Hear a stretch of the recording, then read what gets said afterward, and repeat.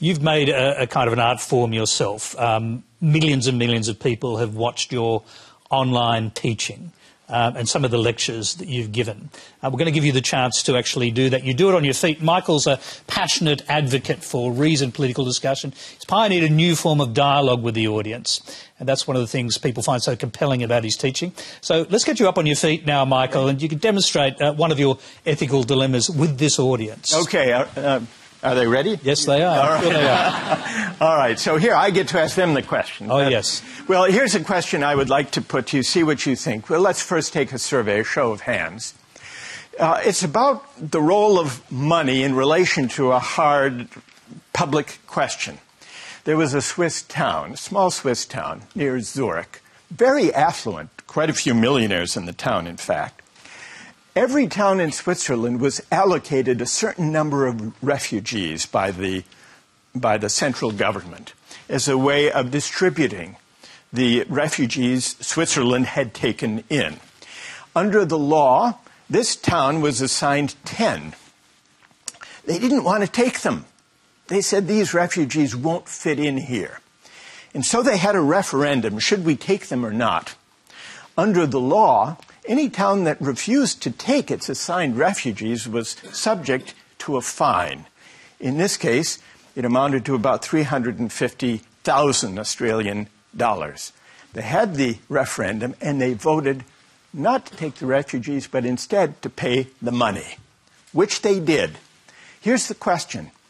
Did they do something wrong? Or, having paid the fine, did they fulfill their obligations under the law? How many think, raise your hand if you think they did something wrong? And how many think they didn't, that what they did fulfilled their obligations? Let's begin with some of those of you in the minority who think that what they did was okay. Why do you say so? Yes. And Michael, tell us your name. My name is Ted Tarossian, and I believe they did nothing wrong because they broke no law. If they don't like the law, they can change the law. So as long as you abide by the laws, then you've done nothing wrong. Ted, could I ask you a follow-up? Stay there. Sure. Suppose you know, there are laws against speeding. Yeah. And suppose you were in a great hurry to get somewhere. So you said, I'm going to speed, but I'm willing to pay the fine if I'm caught. You're caught, you pay the fine. Have you done anything wrong? I've done something wrong. I've broken the law. No, but you paid the fine. Just like they did in Switzerland. Well, that's a good question. But their fine is, yeah, I guess you're right. They did break the law. No, I'm just asking. And they paid the fine. Yeah. Yeah, I have to agree. They did something wrong. All right, let's hear someone who thinks that what they did was wrong, even though they did pay the fine. Yes. Yes, please. And the one that's sitting back there. My name's Jade Bridgman. I think that what they did was wrong just because, like, they could have done something right while doing that as well. Like, even though they paid the fine, they could still use that $350,000 to maybe, like, I don't know, set them up with a nice house or something. So in their own town or in somebody else's town? No, in their own town. Like, I'm sure it might be a big town, but yeah, I'm sure there'd be room somewhere. All right. Thank you for that. Who else? Who else thinks that what they did was wrong? Yes. And tell us your name. My name is Jeremy. I'm sort of comparing it to, say, a company polluting, right, and then paying a fine in order to cover that. They've still done damage to the environment. They've got away with it with money. Okay, that's an interesting analogy. Stay there for a minute. It's Jeremy? Yeah. Now, what do people think of that analogy? Jeremy says, if a company pollutes and then pays the fine, we don't say, all is well, kind of like the speeding ticket. We say they've been punished. They've been punished. They've still done something wrong. The fine doesn't wipe the moral slate clean. Is there someone who disagrees with Jeremy, who thinks that what they did was all right, provided they paid the fine under the law? Who can reply to Jeremy's There's a young man down the front here. Go ahead. Well, I mean, if the government's right and this action is worth this much money, then the government can do more good with the money than the people have done bad with the turning away the refugees. So they're increasing the good in the world instead of decreasing it. All right, that's interesting. What's your name? Alex. Alex. So Alex is suggesting, and wait, stay there. We're going to go back to Jeremy and see if he can reply. Alex makes a pretty good point, doesn't he? If the government has set the fine high enough to cover the cost, the social cost of paying some other town to look after the refugee or cleaning up the pollution the company has produced, why doesn't that set the moral slate clean? I don't think it does, because it's setting quite a bad example. A bad example for whom? For anybody else who wants to pollute, or anybody else who wants to turn away from helping refugees. Who else would like to respond? Yes. Go ahead. I feel like every different situation has a different moral high ground. So in this situation, it's difficult to say what they did wrong versus what they did right, because they clearly didn't want the refugees. So if they were forced to take them, they definitely would have been racist or negative, most likely, because they didn't want them there. So wouldn't it have been better to put them in a town where the refugees would have felt more welcomed? And would you, what's your name? Ruby. Ruby, would you say the same of countries? If there's some countries that don't want refugees and would likely treat them not so well, they are therefore absolved of any responsibility to take them in? No, because the moral slate is different to the law slate, right? Because you might be cleared by the law, but you're not cleared by your moral high grounds. Thank you for that. What do you think?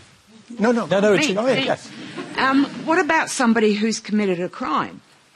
They've served their time in jail. Is that moral slate clean? What do you think? I sort of half and half, because I don't think the conviction and all that suits the crime. Because a South Australian paramedic had her jaw broken by a woman who was drunk. Yeah. She got a suspended sentence and no criminal record because she was training to be a teacher. But you feel the penalties are sometimes too low to fully reflect the... Yeah. And now what about the argument that it's not just paying the penalty, whether it's a jail term or a monetary fine, but that the law sets a moral example. It teaches something, teaches other citizens. So the polluting company, even after they pay the fine, has still done something wrong. They've set a bad example. And by that argument, by Jeremy's argument, the Swiss town has still done something wrong even after they pay the money, because they're setting a bad example. Who would like to address that Michael, question? there's a gentleman right down the front here. Yes. I guess there's a difference between the two cases. Because, like, if you ask why do you have refugees? Because it's a breakdown in a country. And by questioning the autonomy of the people in the country, then arguably you're creating that situation. Whereas with the environment, it's different because we only have one environment. So it's a higher bar, I think. So I think it's not a fair comparison. We have only one environment, that's true, but Alex made the point, if the fine for polluting is high enough to clean up the damage, maybe a little bit beyond that to help deal with other environmental problems, isn't it a good thing if a company pays a fine contributing to cleaning up the environment? What's the wrong? That's Alex's argument, right? Speak directly to Alex. Tell him I guess what you would the say. wrong would be if they do it again and just pay the fine because they can afford it. And then it will come a time that they will do something like the oil spill in America, that it really damaged the environment because they got used to just getting fined small.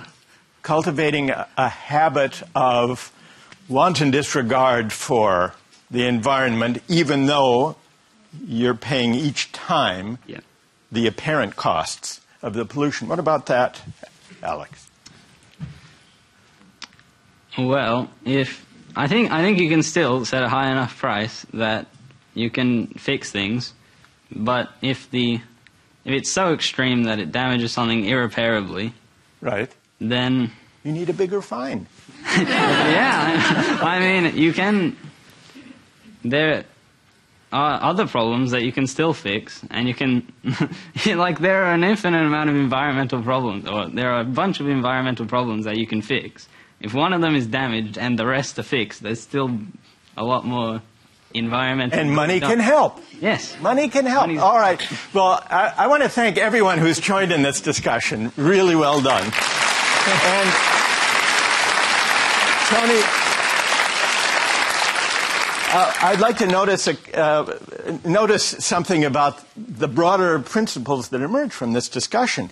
One of them is a disagreement about whether, in principle, money can buy anything, if the fine is set high enough, whether all values can be captured in monetary terms, or whether there is a moral teaching to law, certain laws against polluting, for example, taking in refugees for another, a moral teaching that even a very high fine, Alex's proposal, can't set right. Well, you tell that to the US Supreme Court and see if they agree with you, because they don't seem to follow that principle. Unfortunately not, because they've ruled that money is speech.